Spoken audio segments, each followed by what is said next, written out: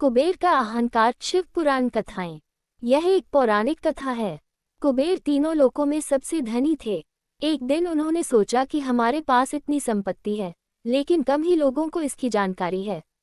इसलिए उन्होंने अपनी संपत्ति का प्रदर्शन करने के लिए एक भव्य भोज का आयोजन करने की बात सोची।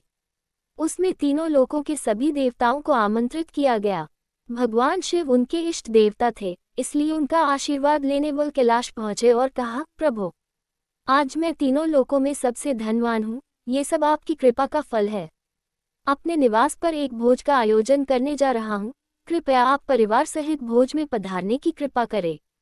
भगवान शिव कुबेर के मन का अहंकार ताड़ गए। बोले, वत्स, मैं कहीं बाहर नहीं जाता। कुबेर गिड़गिड़ाने लगे, भगवान, आपके बगैर तो मेरा सारा आयोजन बेकार चला जाएगा। तब शिव जी ने कहा, एक उपाय है।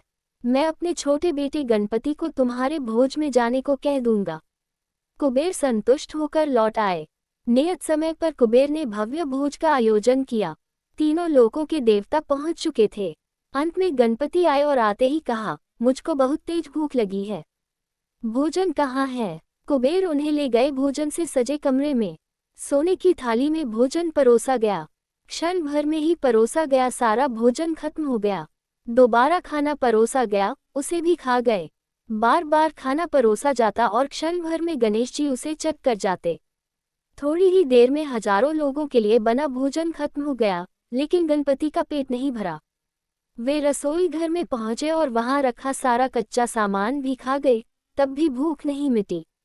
जब सब कुछ खत्म हो गया तो गणपति ने कुबेर से कहा, जब तुम्हारे पास मुझे खिलाने के लिए कुछ था ही नहीं तो तुमने मुझे न्योता क्यों दिया था?